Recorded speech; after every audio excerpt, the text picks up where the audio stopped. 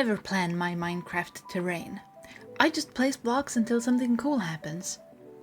I wanted to make this video because I cannot terraform the way most people seem to do it. I never have a clear picture in my head of what I want to build, which, let's be fair, is probably my inexperience showing. And honestly, I think a lot of people avoid terraforming because everyone makes it look way more complicated than it needs to be. If you're like me, you don't need a perfect idea when you start. You just place blocks and see where it takes you. At some point you get bored, and that's when you start experimenting. That's what I love about building without a plan. I just let the build take me wherever it wants to go.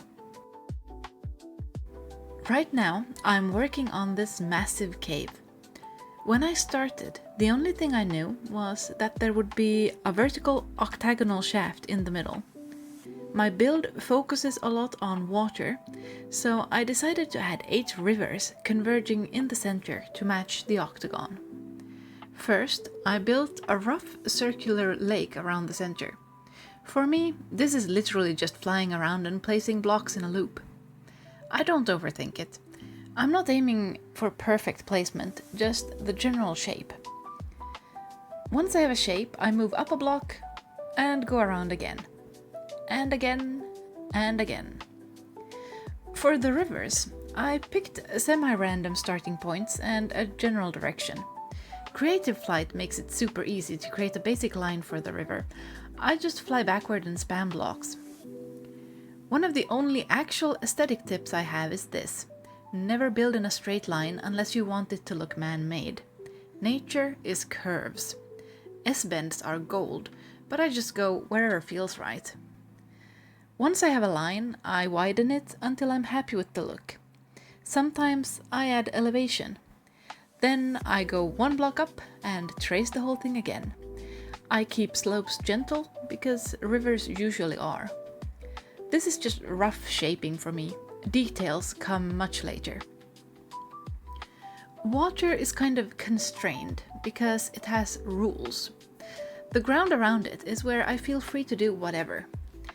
The first thing I decide is flat or steep. This time I went flat because it's easier, and this was my first time terraforming at this scale.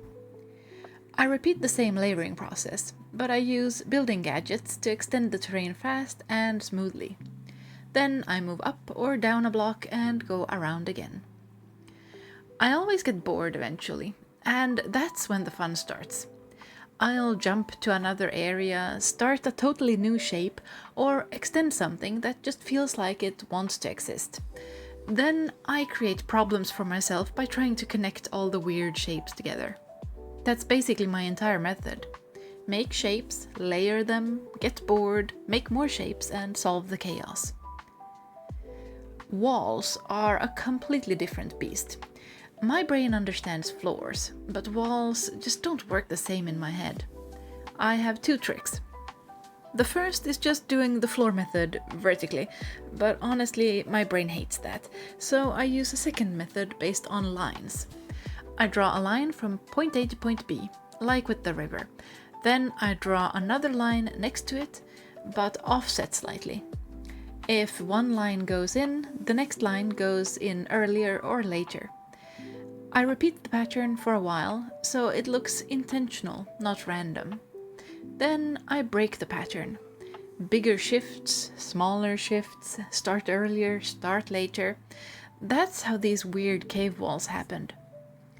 And that's literally all I did to make this entire cave.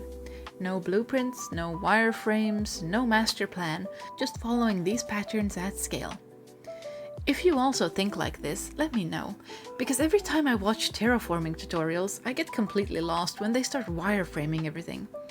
This approach might not be the most efficient or professional way to terraform, but I think it's a great way for beginners to get comfortable with big builds. You don't need to plan everything, just start, experiment, and follow what feels right. This is what works for me, and more importantly, it's what makes building fun. And if you're new to terraforming and feel overwhelmed, this might be a good way for you to get started too.